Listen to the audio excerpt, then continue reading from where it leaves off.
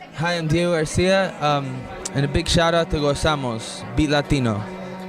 Hola amigos, I'm Catalina Maria Johnson, and here at the LAMC on behalf of Gozamos and Beat Latino, and we're so excited, we may swoon.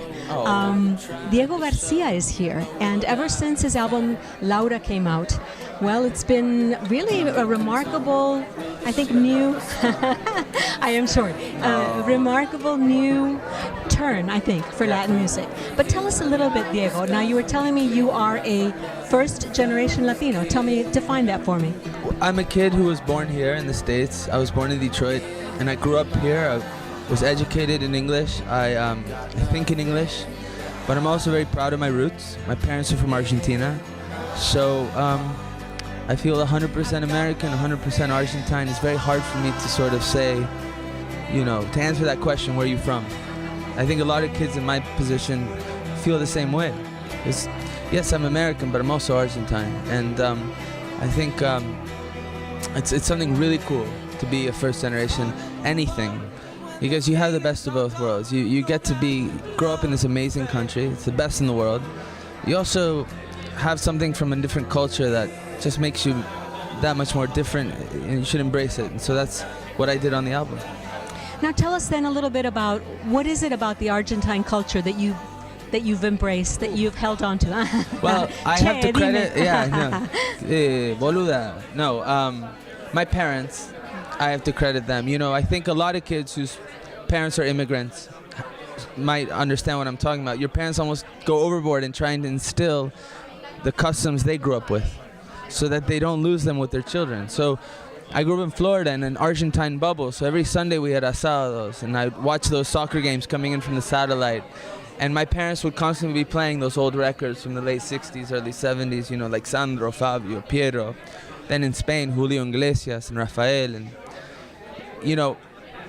it's just there. It's just there. And they speak to you in Spanish, but you speak back in English. And you're going every summer to Argentina, and your whole entire family, except for your parents and sisters, are here. So you're forced to get on the phone with your grandmother and speak in Spanish, and you don't want to because it doesn't come out right. And yes, it's dura, and all of that, I think, creates what is so special about being a first-generation Latino. And it's very different from being a Latino or from being American. It's just its own thing. And so, did I answer your question? Yes, you did. Now, but tell me that your first kind of musical development was not in the vein of like Sandro, Rafael, or Julio. No. I'm like every kid. You hate what your parents are doing. So I was into The Cure and the Rolling Stones and the Beatles and Radiohead and Beck and the Pixies and the Velvet Underground. I mean, just a typical suburban American education on music. It was very important to me. I grew up in the suburbs in Florida, so listening to music that my friends would listen to while driving to high school, and just that was it. I'm not going to be listening to Julio Iglesias at 16. They would think I was crazy. I was listening to Morrissey, which now I think there's a big connection.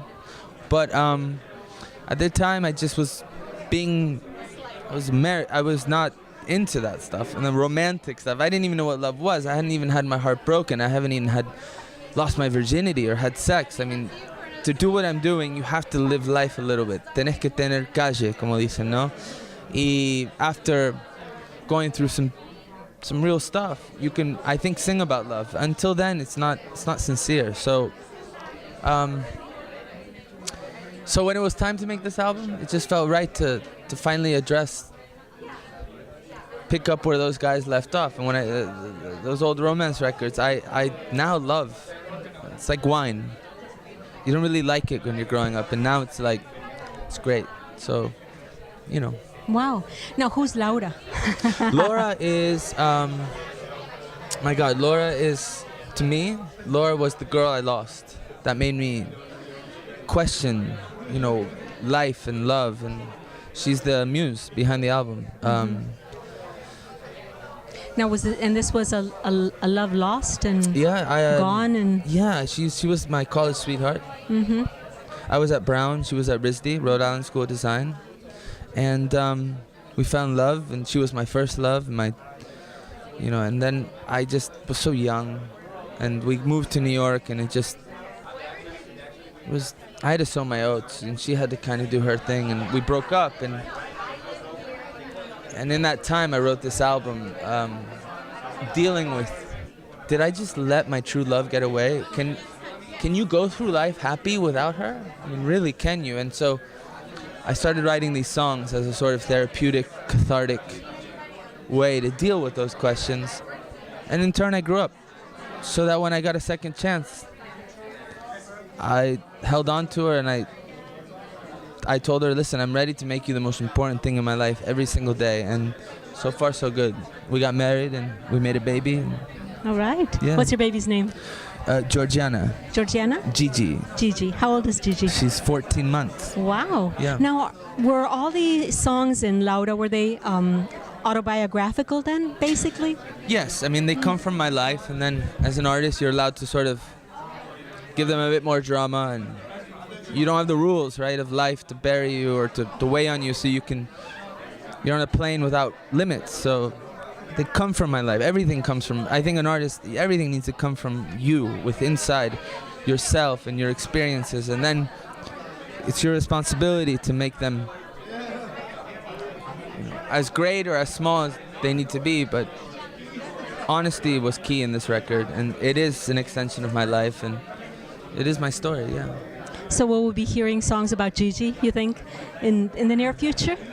Yeah, Julio Iglesias did a record de Niña a Mujer, no? Mm-hmm. Where he has a cover with his daughter. Mm-hmm. I think that's really cool. Yeah.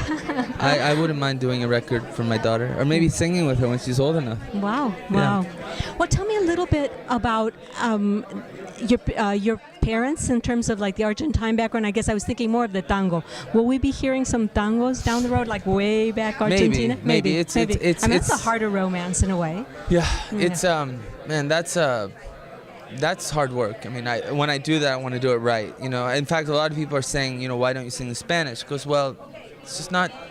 I don't want anything to be forced. You know, I speak in English. I think in English. I sing in English, okay? And if it sounds like it's in Spanish, cool. That's me.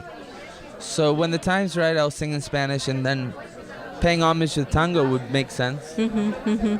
Yeah, I do it on stage already. I mean, my whole presence is very tanguero.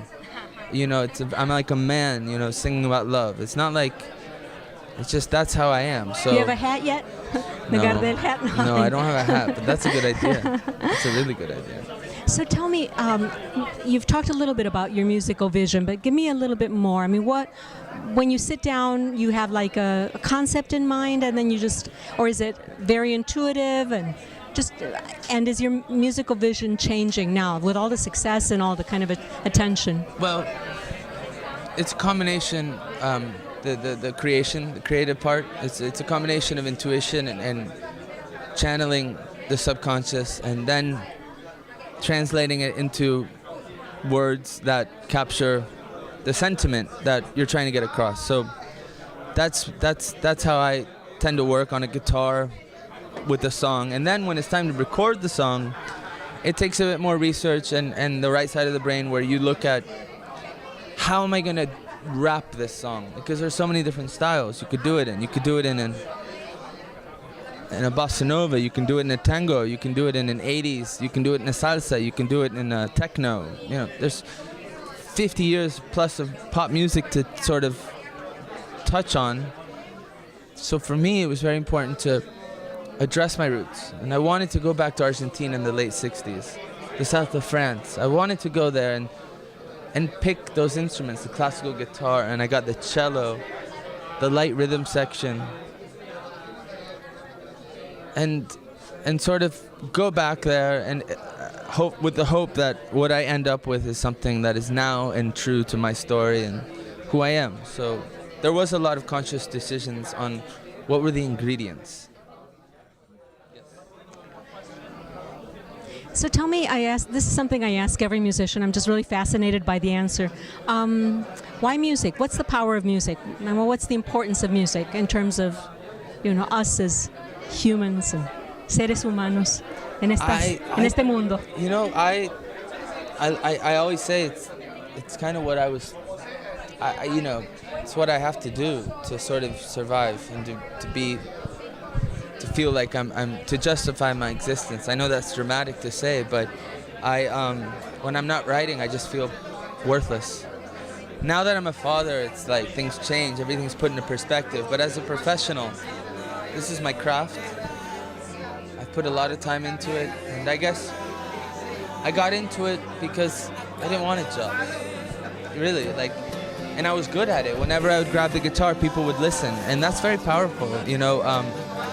Getting people to listen can drive men and women to do great things, you know. When you have that power, and you should, if you're a kid and you're trying to figure out what to do, just ask yourself, when do people stop and like, oh, this, you know, you got it, that's a good thing. So when I grabbed the guitar, people would listen, and then I realized I would not play professionally soccer at like 19, and so it was just one way to go. It's just music. No plan Bs. That's bullshit. No plan Bs ever. Just do what you love and do it all the way without being scared.